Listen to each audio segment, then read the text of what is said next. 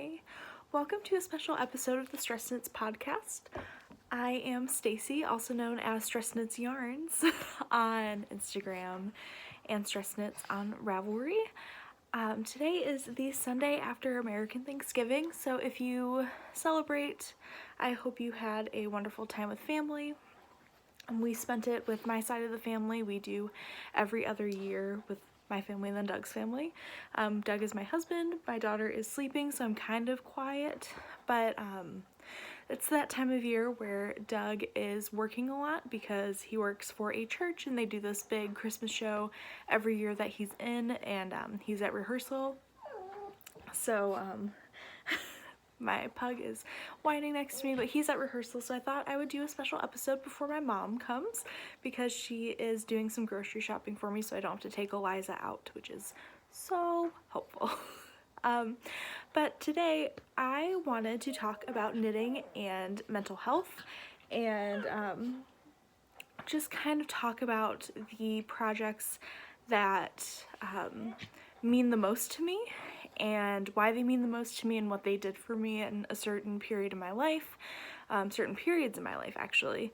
So yeah, if this is your first time watching, this is not a normal episode. Usually I talk about what I'm working on, what I finished, some Stress Knits Yarns news, but today is all about therapy knitting, and it's a real thing, and I just think it's really important to, one, talk about our struggles, and this is such a loving and accepting community.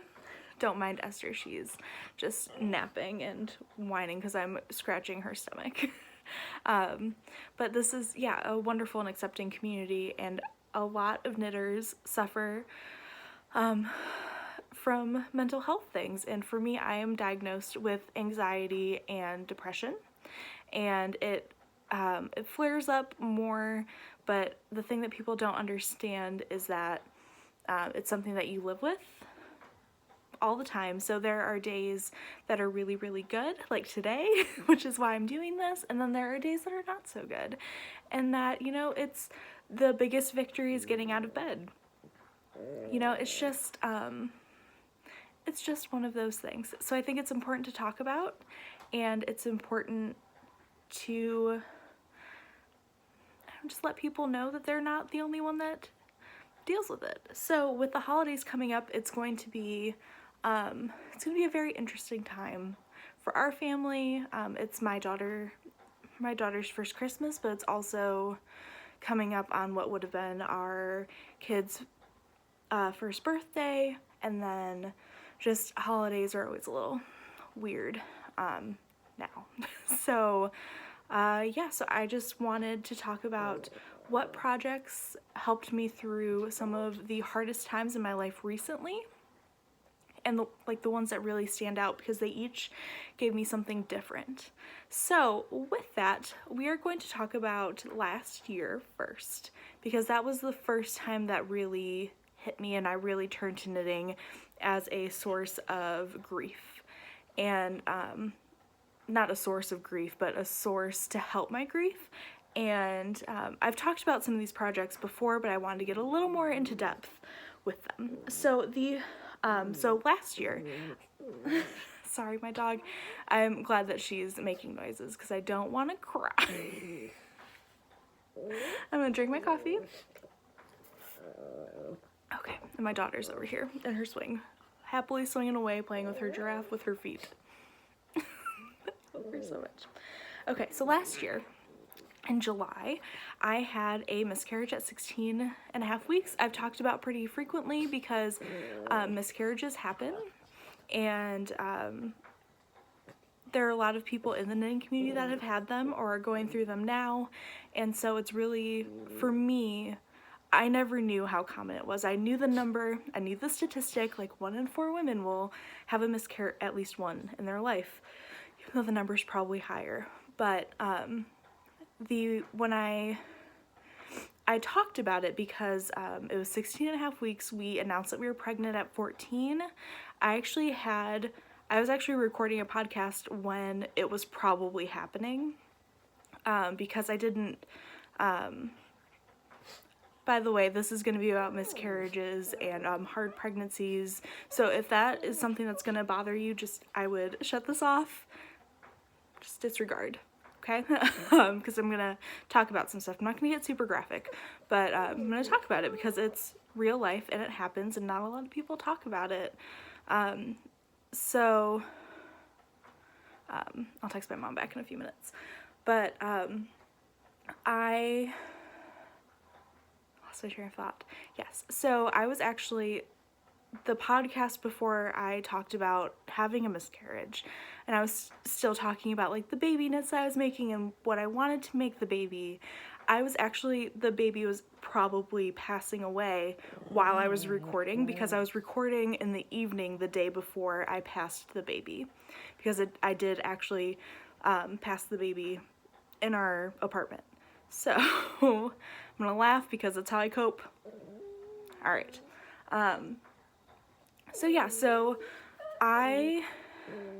So that happened, and the reason that I have been talking about it a lot, besides a lot of people go through it, or you know somebody that goes through it, and I think it's really important to destigmatize miscarriage, because I think people assume it's the woman's fault that they did something. Literally, no. People that do horrible things to their body while they're pregnant have perfectly fine babies. Like, it just happens, and there's no medical explanation for it. So I just think it's important to get rid of that stigma. When it happened, I was 23, healthy, nothing, and it happened, okay? So there's that. But why I talk about it, and like why I have been very public about it, is we announced that I was having a baby, because we announced at 14 and a half weeks, and you know, that's supposed to be the safe time. And now that I know there is no safe time to announce that you're pregnant, I just think it's really important that people know that, one, they can enjoy being pregnant.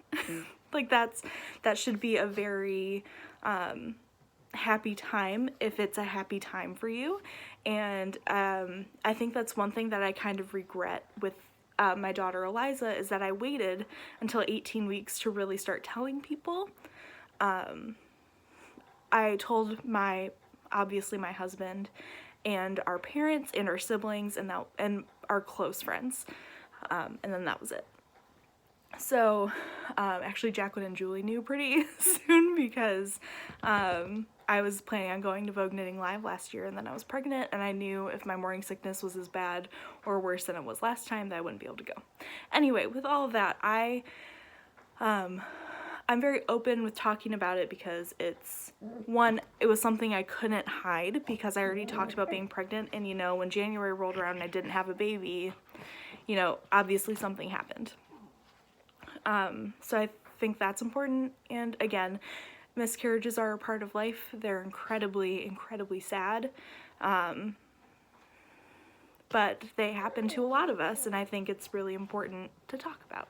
So with that, I'm going to show you the projects that really brought me through my grief and helped me deal with the miscarriage, and really helped me just kind of decompress, because people are just so lovely and wonderful and supportive, but there's something so lonely about it, because it only happens to your body.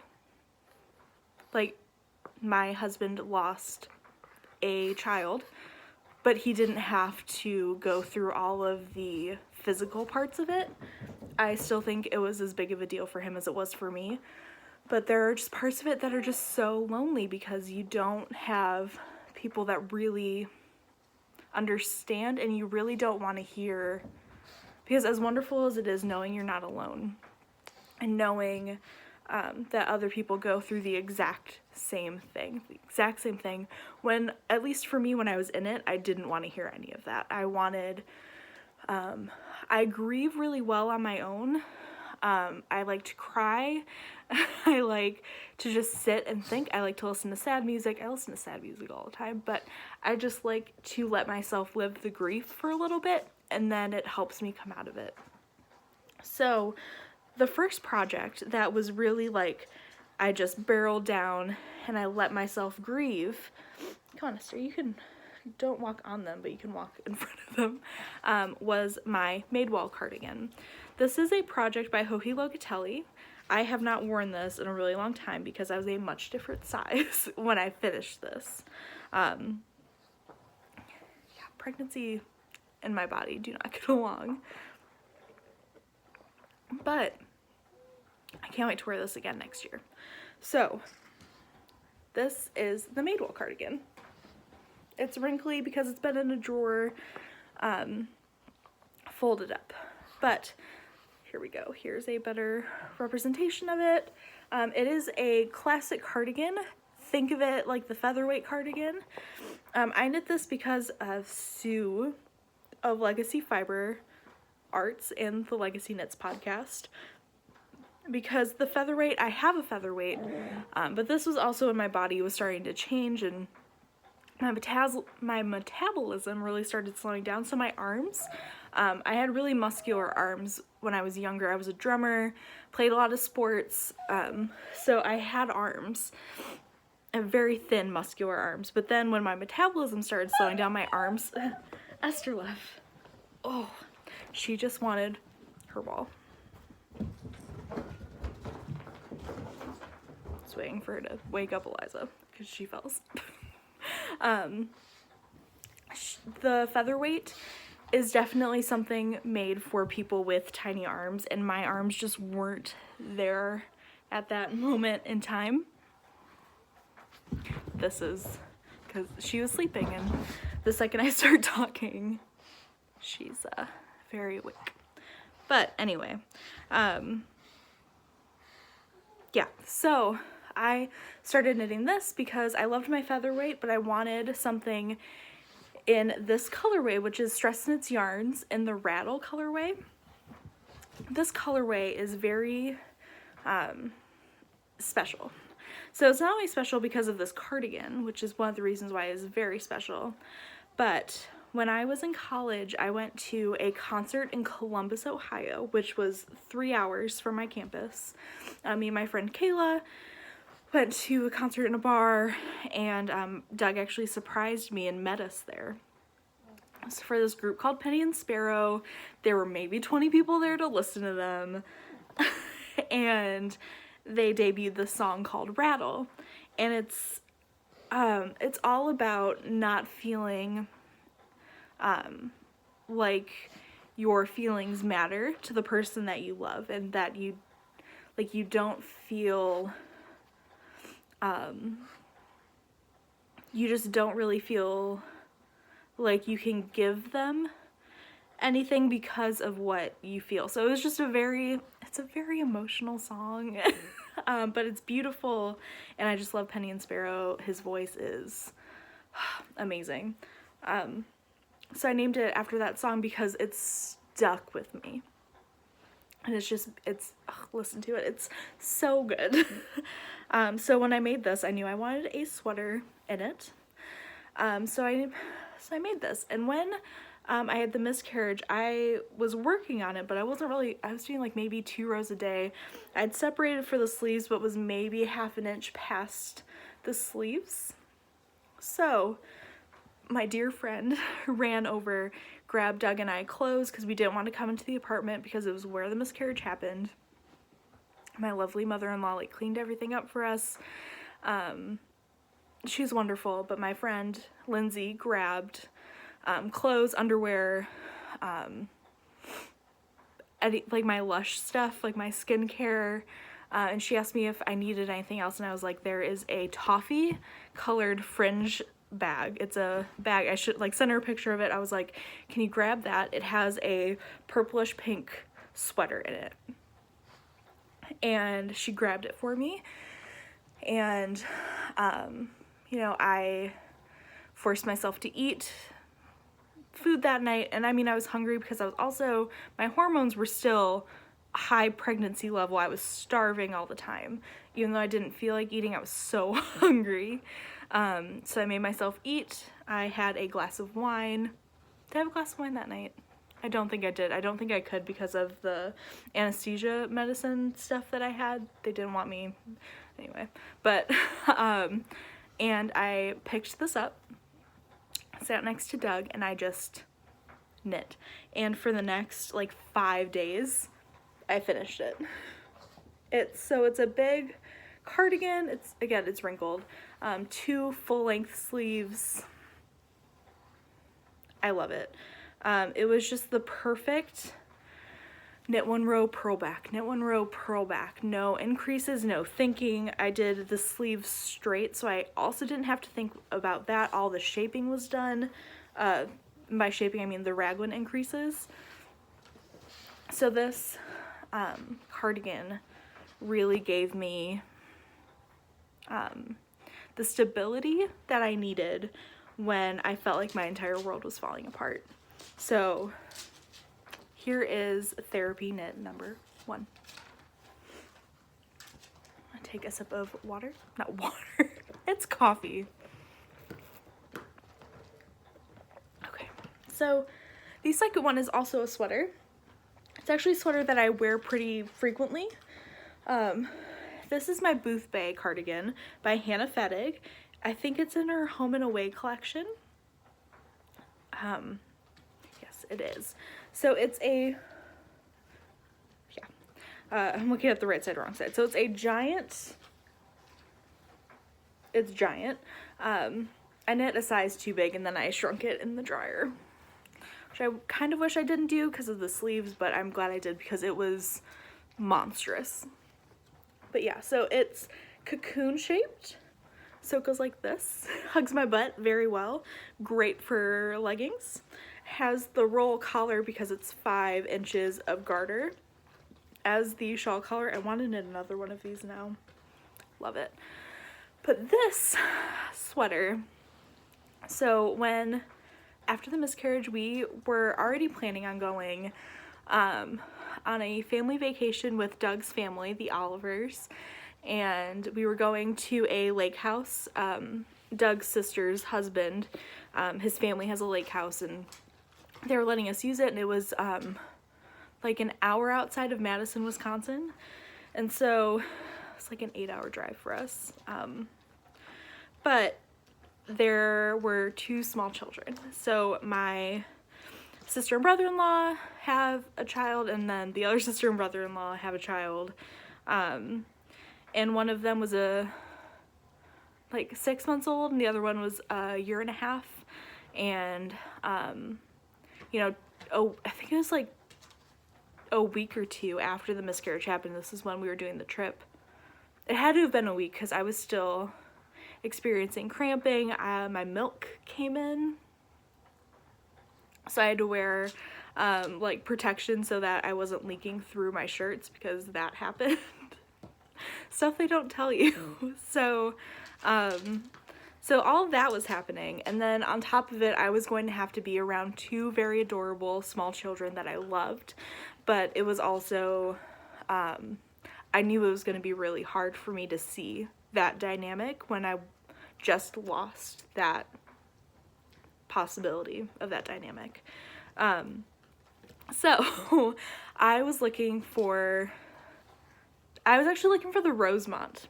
I wanted to knit the Rosemont cardigan, same collection, same designer, Hannah Fettig, and I wanted to knit it out of Quince & Company, which is one of my favorite yarns in the entire world. I think I might like it more than Brooklyn Tweed, but trust me, they're neck and neck.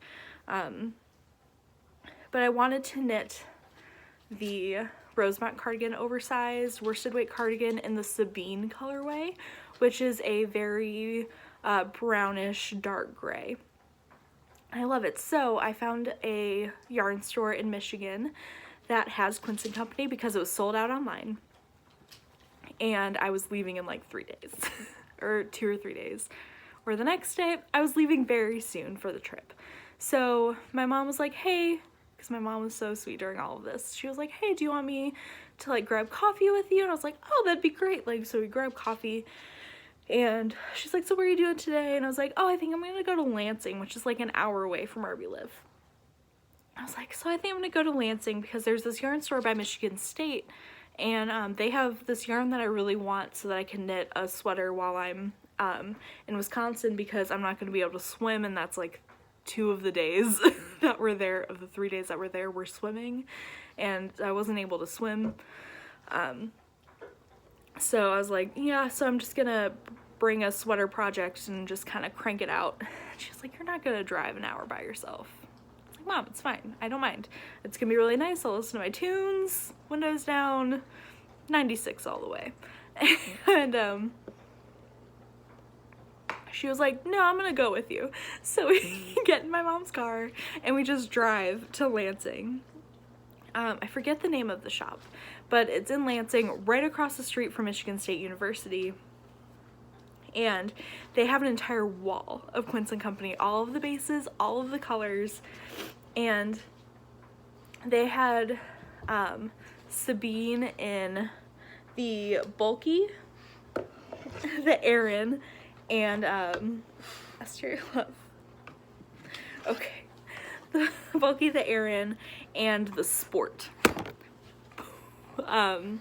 And that was just not what I wanted to knit. I wanted a worsted weight sweater. I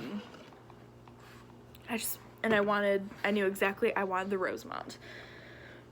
So we were browsing for like an hour in front of the Quince & Company wall. My mom was just walking around the shop while I was trying to figure out what color I was gonna get instead. Wanted something gray. And then I came across the Iceland colorway, which is one of their heathers. It's just a light, beautiful gray. It's such a good light gray. So I grabbed 10 skeins of this, and I went home and I wound it, and I decided that I still want to knit the Rosemont cardigan in the Sabine colorway. So I'm gonna knit the Boothbay. And that's what I did. And I knit this in a week. And it's a lot of knitting. I knit the entire body and one of the sleeves on the trip. So, maybe even both sleeves? I don't remember. But yeah, so this helped me really just not pay attention to anybody. And it gave me an excuse. It gave me something to look at when I felt like crying. It gave me a distraction. So there is that therapy knit number 2. Number 3, you will not be surprised. It's my What the Fade. So we all know I am an Andrea Mowry fangirl, and this shawl is exactly why I am. So it is her What the Fade mystery knit along. It happened August of last year. So found out this was happening, and I was like, I loved my Find Your Fade. I love the whole fading thing. Yes, I did not weave the ends in. It's fine. Love the whole fading thing. I'm gonna put together a fade for my shop, and I'm going to just knit it. So I came up with this fade, the pink to mint, my 2 favorite colors, and I used my jam, Sweet Disposition, I Smell Snow, birch, bell jar, and pillow mint. It means nothing to you guys, but in case you were ever curious, I need to wash this. I have not washed it since Rhinebeck last year, yeah. But yeah, so it's just a huge section of brioche and then a huge section of garter, and I want to knit about 10 more of these. So every day, it was right after we got our pug puppy, Esther. Sorry, I just moved the table. It was right after we got Esther, and she slept all the time. So I would go get coffee. I would grab Esther. I would put on knitting podcasts. This is actually when I got really into Christy Glass's interviews, because it's just what I needed at the time. It was very interesting because I had a very, this is weird, but I'd never really been a fan of Christy Glass, because I'm a very I like subtle, I like quiet, and she's just very much the opposite of it. but I love her now because of her interviews, and I just love her perspective on that. And now I watch all of her interviews. They're my favorite thing. Love her so much. So, yeah. It's just one of those things where you can't judge somebody. It's just not the point, right? Anyway, yeah, so I watched all of her interviews. I went back to like some of the ones in the beginning, and I just watched Christy Glass interviews, and I knit my What the Fade. Had a giant cup of coffee, had my dog next to me, and just knit it. At night, I would get a glass of wine after Doug would go to bed, and I would just knit, and I would just cry, and I would just watch Christy Glass interviews. That's just what I did. And this shawl is the coziest, squishiest. If you have not knit one, knit it. This a perfect intro to brioche, and then once you're kind of like, I don't want it to get any bigger, it's just like, okay, it's just garter now. Just knit back and forth. And so I wear this almost every day. It is my winter scarf. It is my blanket. This shawl meant more to me than I think anybody will ever understand. And it's one of those things where if like I ever meet Andrea Mowry, this is what I'm gonna thank her for, because it got me through just when I was in the lowest of the lows, and it was for no other reason except for the rhythm of this knit just kind of put me at peace when I was the furthest thing from it. And so for that, I am forever grateful to the shawl, and I will knit so many more of these. There's that. And then there's one more knit that got me through that period of time. I'm gonna adjust my legs under the table. Okay, and that is my Marled Magic by Stephen West. So I love Stephen West patterns. I always have a hard time picturing them in my color palette, but then Kristen of Woolenvine and Laura of Jinx Handmade did a knit along for their Marled Magic, the Marled Magic shawl, and I was like, I love them, I'm gonna do it with them. So I did. I haven't looked at this in so long. That is the wrong side. You know, I actually might wear this one for the rest of the time. So this was color therapy at its finest. I pulled out all of my spare yarns that I just love, odds and ends, and 2 full skeins that I loved so much that I wanted it to be in something special. So the entire thing is marled with, half of it is marled with, all of the scraps are marled with Sweet Sparrow, Julie's yarn, in the Gather Ye Rosebuds, which I need another skein of. It's just the perfect, it's white, like a whitey cream color with, blush, and like rosy blush, and like a beautiful sage green speckle. And then the other one that I marled with was Once Upon a Corgi Gabby's yarn, in the But It Could Kill You colorway, which was from her series of Unfortunate Events. It's book number 3, which was my favorite. I think it was book number 3. Anyway, but that was my favorite. So so those 2 very, very special skeins of yarn, I used almost all of it. Yeah.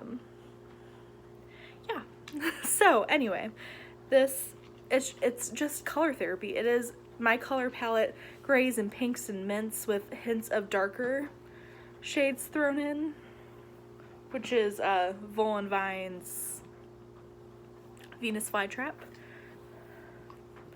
And I love it. I love the little tassel. It's just, I love it, and I should wear it more. really should. And again, it wasn't anything, I didn't really necessarily think it was anything, I loved the construction because it was sectioned, but besides that, there wasn't anything crazy. There was, you know, one color brioche, which you could have changed to, I think it was another seed stitch, I don't remember, but there was seed stitch, garter, mesh, more seed stitch, more garter, and I just, there's, like, it's nothing overly special with, like, I don't want to say design-wise, because I love Stephen West, I think he's genius, but it wasn't, the construction of it was out of the box, but it wasn't, like, it's a triangular shawl, right? Oh, the braid is so good, but it's not, I don't know how to say this without sounding like I hate it, but I love it very much. It wasn't anything that I had to think about too much. That's what I want to say. It, super easy to pick up. I love his method of picking up because he's just like, I don't care, just stick your needle in it. And I'm like, that's exactly what I need right now. So between that and just picking colors that I loved, it was just so good. So this was just very much color therapy and just letting myself kind of enjoy life again. And I knit this around the same time I was knitting Let the Fade. This was what I picked up when I was waiting for another clue to come out. So it was just the mixture of both of them, just perfect. So the other thing that knitting really kind of grounded me and really helped me process what was going on was the birth of my daughter. I've gone into this pretty extensively, so I'll give you the $5 hot and ready version. Eliza struggled from the beginning, high-risk pregnancy, hospitalized I was hospitalized with paralysis, which they think is a mini stroke that caused it. I had HG, which is extreme morning sickness, where I'm throwing up 15 plus times a day. I lost a lot of weight in the beginning, and then we found out there was something wrong with either her head, her internal organs in her stomach, or her spine. It turned out to be none of those things. It turned out that there was a hole in my placenta that caused her to be growth restricted, and meant that she was going to be a small baby, but they were kind of preparing us more for like the 5-6 pound baby if she went full term, but they're telling me that she probably wasn't going to go full term. She didn't. We had a very small chance of survival, less than 10 for both of us, and water broke at 32 weeks, got induced at 34, and thankfully we were able to get the steroid shot for her lung development in before she was born, so that really helped. Luckily she didn't have to be on a respirator, which we were shocked and just thrilled over. She was in the NICU for 2 weeks, 1 day. She and I both got E. coli, and that's why she had to stay. She had to grow, learn how to eat on her own, and battle the worst strain of E. coli that you can possibly get. I got readmitted because my incision with my C-section got infected, and the infection was E. coli. And I had to be opened back up twice and no pain medications, and then put on a wound vac, which was the most painful experience of my life. And then I had to carry around a little wound vac machine that was connected to my incision. The only time I could unhook it was for a 5-minute shower, And even then, they didn't really like that I did that, but I told them that I had to keep my sanity. And that I carried that around for just over a month. So I was in the hospital for a month, and then I had to carry that around for a month and had a home nurse come and change me every other day. Super painful, no pain medication, awful. So that's the hot and ready version of it, and then lots of doctor's appointments after we got out of the hospital to make sure that she was okay. Yeah, so it was an experience, to say the least, and all of that while being terrified that I was going to lose her inside of me because of the miscarriage before her. So having a baby after a miscarriage for me was just a really weird place of emotions, because I was scared, I was sad, I felt guilty, I was happy. Like, it was weird. But I'm so thankful. I love her very much. I keep staring at her because her foot is up. I don't know what she's doing. She's sleeping. Anyway. But because of all of that, and just my I already had issues with depression. I had really bad postpartum depression. I did not want to hold her. I was struggling really hard with my breast milk supply, even though, like, I was forcing myself to hold her and get, like, skin-to-skin time because I wanted to connect with her. But there were times in the hospital where I just couldn't, and she was too small. She was 3'1". She got down to 214. And, so breastfeeding was really hard, and it was a really hard 2.5, 3 months of just trying to do that and also try to take care of myself, but I wasn't really. And it was my pediatrician who was like, just stop.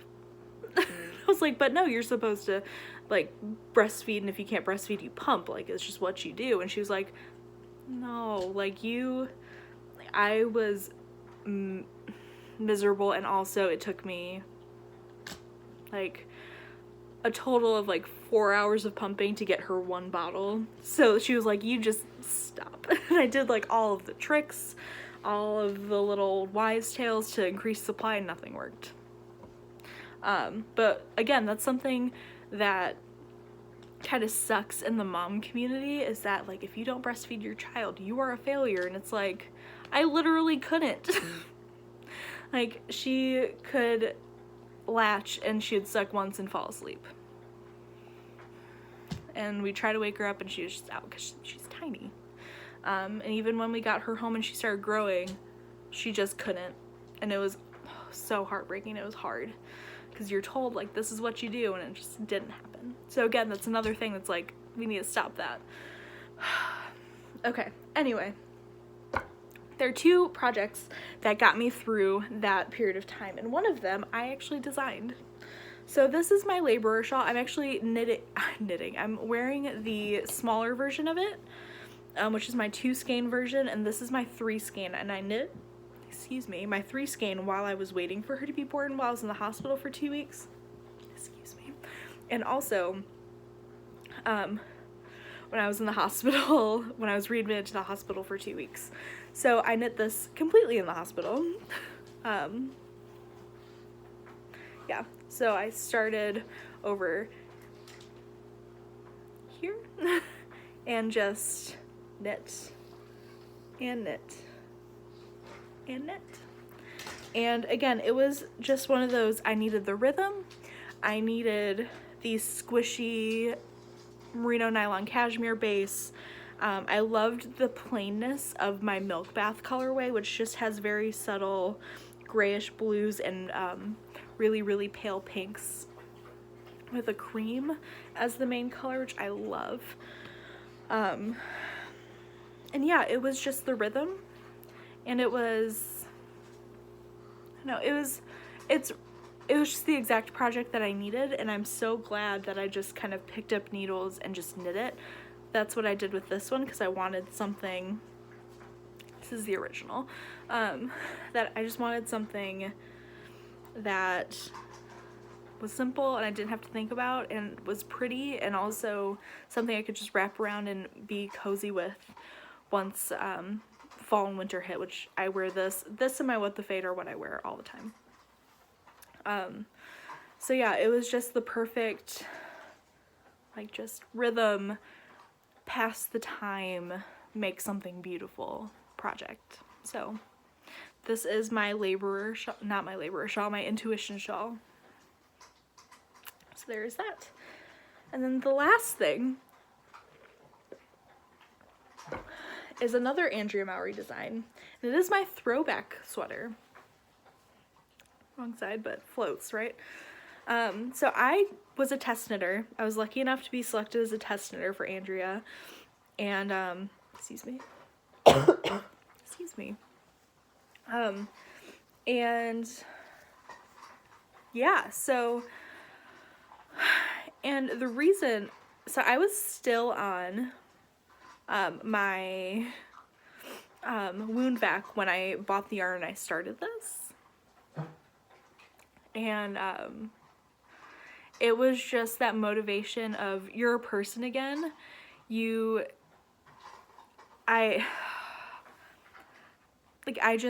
was validation of one, that like I'm a capital K knitter. I'm test knitting for one of the hottest, knitwear designers that's around right now. I'm doing it. It's happening. I was picked. Like, what? I knit with my new favorite yarn, Spin Cycle, because again, I don't spin. I want to spin. People say to drop spindle, but I've done that and I don't like it. But I think I'd like the rhythm of a wheel. So we're gonna, in a little bit, we'll see. But yeah, so I got to use my Spin Cycle. I got to use shepherd's wool, which is a sweater yarn that I love. And it helped me through the last little bit of my postpartum depression. And it was, again, exactly what I needed. It had enough interest here in the colorwork yoke. And then it was just miles of stockinette. And then this 4x4 ribbing gave me so much life. I love it so much. Then the sleeves were easy. The collar and the bands were easy. And I just love it. And I will make another one. So yeah, those are my therapy knits, and I think all of us have those projects that when things get a little hard, or even when you're going through something beautiful, like having a baby, there are struggles with it. And I will probably do another episode on ones that I knit while I was happy and were just really feel-good knits. But these specifically are ones that were exactly what I needed at the time. They gave me stability, they grounded me, they gave me a rhythm that I didn't have. I tickle in my throat, I'm so sorry. But yeah, and I honestly don't think I could have gotten through these seasons of my life without them. So with that, this is way longer than I expected, but I hope that makes sense. I hope that if you're going through something, that you have something that just helps you feel like a person and feel grounded and lets you grieve without drowning. So with that, I will talk to you in a regular episode later on. Bye.